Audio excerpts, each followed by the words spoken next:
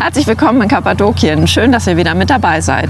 In dieser Woche nehmen wir euch mit in die Unterwelt. Ich lasse euch teilhaben an meinem Wissen über die Seidenstraße. Aufgrund ihrer Lage ist es die größte Karawanserei der Welt. Das machen wir jetzt mal. Und wir helfen mal wieder einer alten Dame über die Straße. Jetzt kommt das Intro, danach geht's los. Dranbleiben.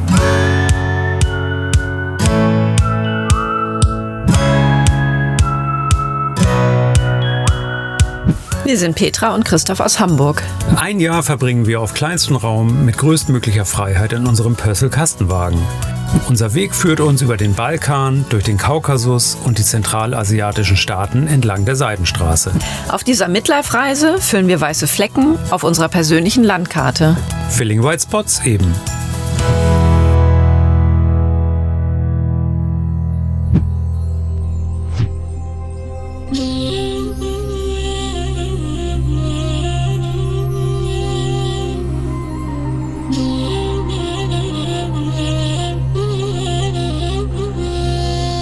Wir verlassen Istanbul über die zweite Bosporusbrücke, da durch den Avrasia-Tunnel nur Vans bis 2,70 Meter Höhe passen.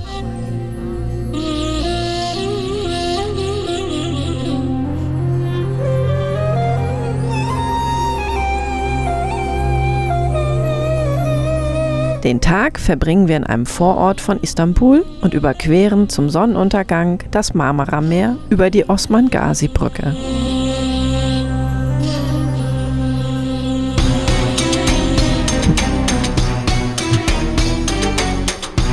Am nächsten Tag besuchen wir Bursa.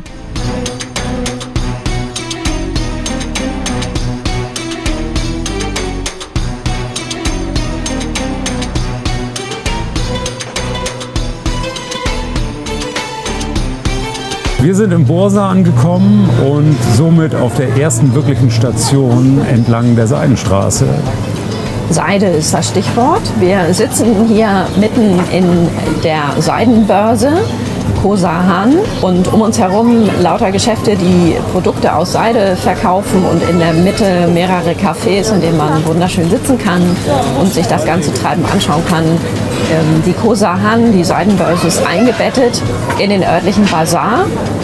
Sehr wohltuend, weil ausschließlich auf Einheimische ausgerichtet, ganz normale Produkte für den täglichen Bedarf der Menschen hier aus Bursa. Und da nehmen wir euch jetzt gleich mal mit hin.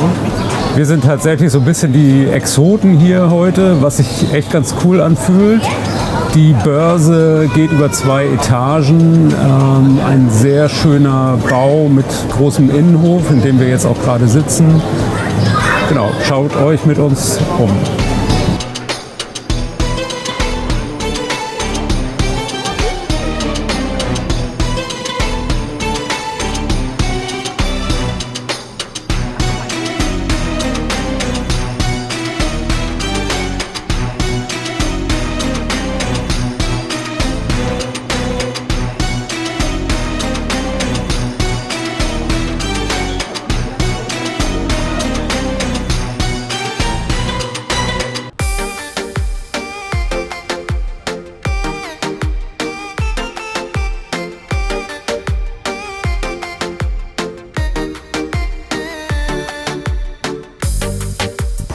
Wir sind jetzt vom Bazar aus hier hochgelaufen in die Altstadt und hinter uns hat man einen schönen Blick auf Bursa.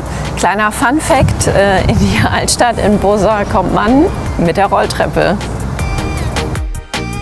Die Irgandi-Brücke ist eine von weltweit 8 Brücken, die auf ihrem Rücken mehreren kleinen Geschäften Platz bietet. Wer Bursa besucht, sollte einmal über die 1442 erbaute Brücke gelaufen sein.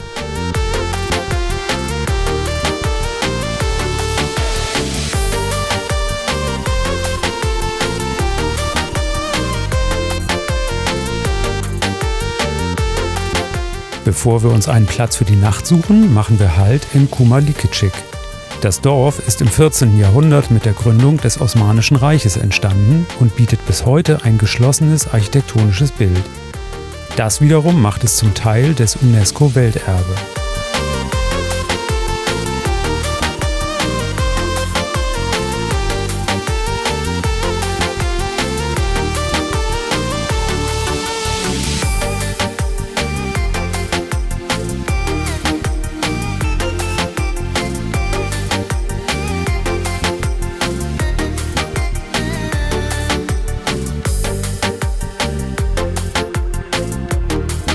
der Straßenmitte findet man noch heute die typischen mittelalterlichen Abläufe für Wasser.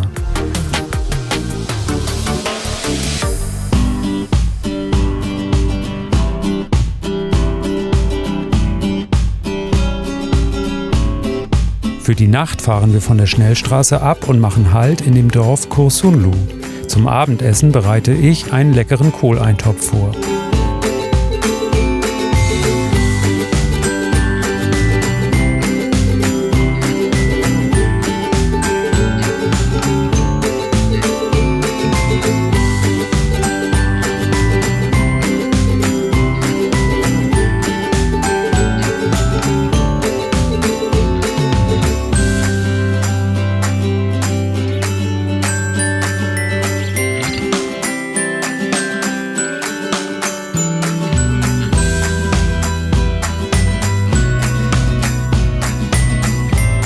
Obwohl wir auf der Hauptstraße stehen, nimmt niemand groß Notiz von uns.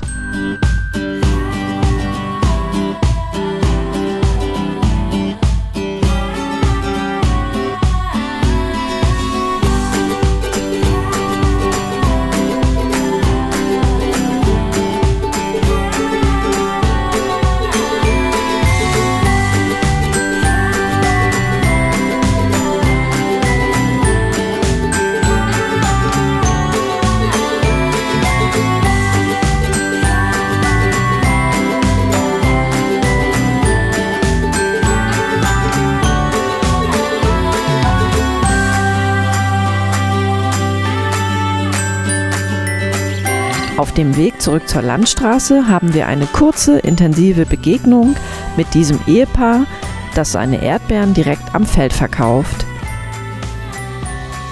Die beiden sind sehr herzlich und hinterlassen bei uns einen bleibenden Eindruck.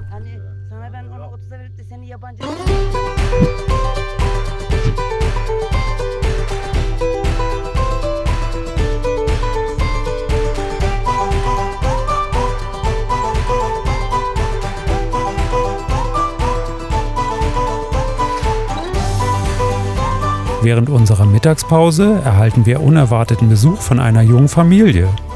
Wir verlieben uns sofort in den etwas abseits stehenden Welpen. Nur mit Mühe kann ich Petra davon abhalten, ihn zu adoptieren. Zum Nachtisch genießen wir unsere Erdbeeren.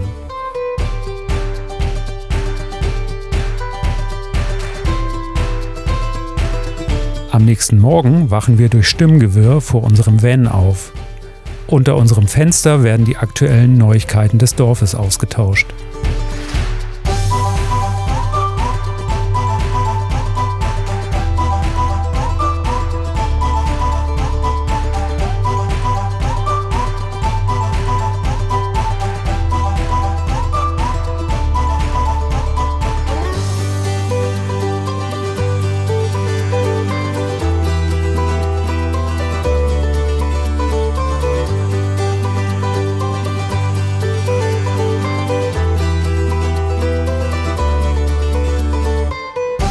Auf dem Wochenmarkt kaufen wir 1 Kilo Kartoffeln, 1 Kilo Nektarinen, 1 Kilo Tomaten und Rosinen für sage und schreibe 4 €.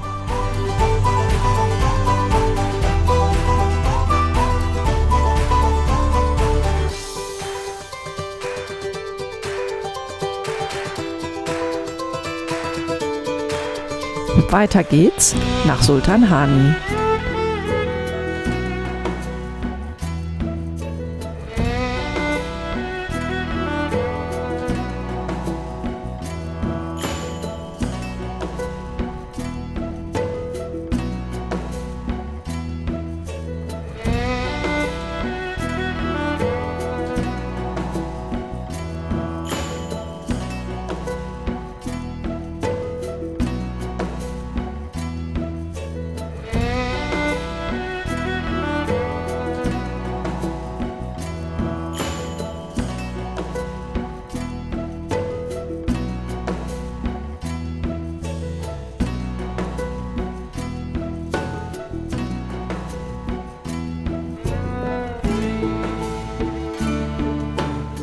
Wir sind hier in der Sultanhani Karawanserei und die wurde gegründet im Jahre 1229.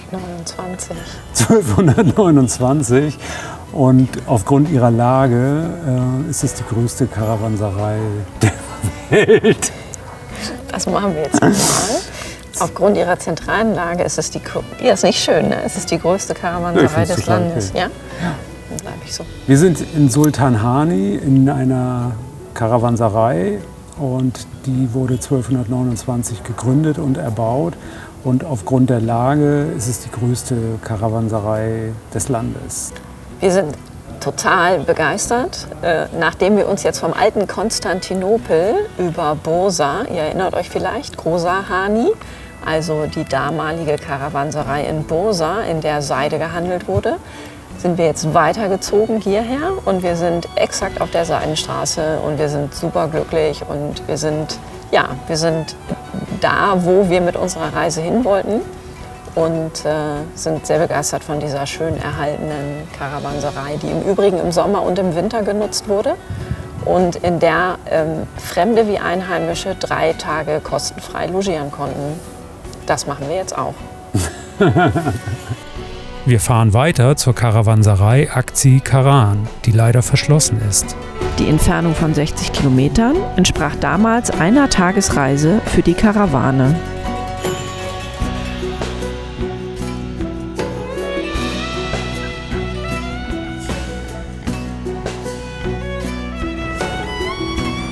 An der Landstraße entdecken wir eine dritte Herberge für Kamele und Händler. Auch sie ist leider verschlossen.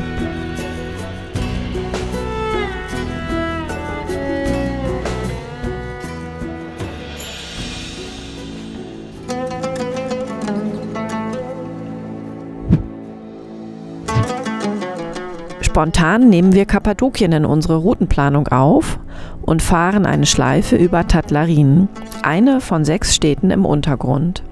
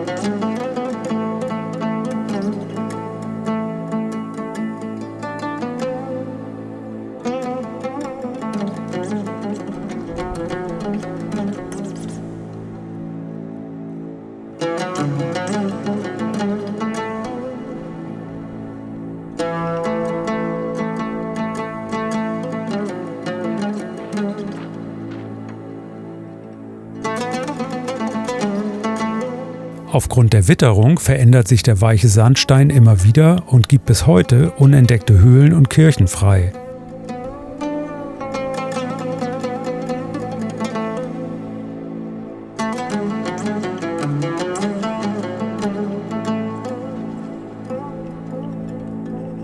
Faszinierend, mit welchen Details schon vor Hunderten von Jahren die Bewohner ihre Behausungen gestaltet haben.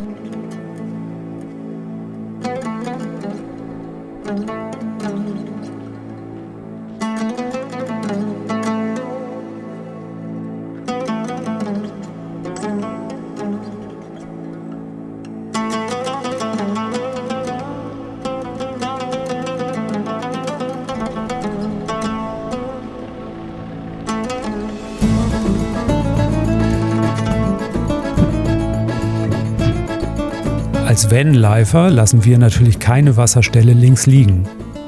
Da hier der Wasserdruck nicht ausreicht, drücken wir ein Auge zu und befüllen unseren Tank ohne unseren Filter. Hier kommt unser sogenannter Wasserräuber zum Einsatz, da das Gewinde zu keinem unserer Adapter passt.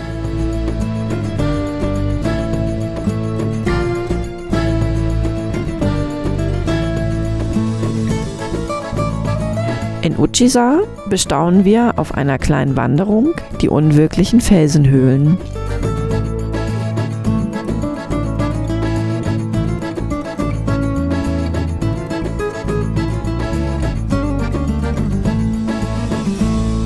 Kappadokien ist die perfekte Umgebung, um nach 8 Wochen erstmals unsere Drohne einzusetzen.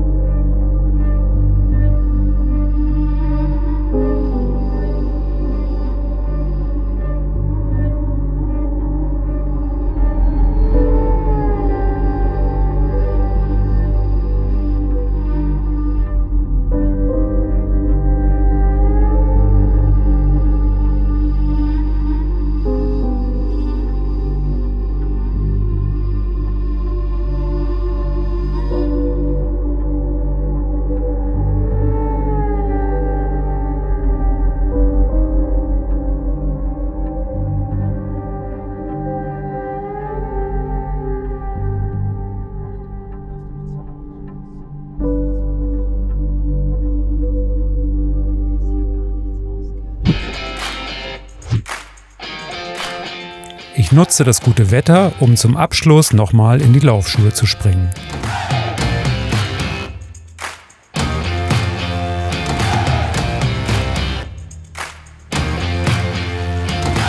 Ja, das war unsere Woche in Kappadokien. Und immer wenn wir unseren fertigen Film sehen, sind wir überrascht und begeistert, was man in einer Woche alles erleben kann. Wir hoffen sehr, dass es euch so gut gefallen hat hier wie uns.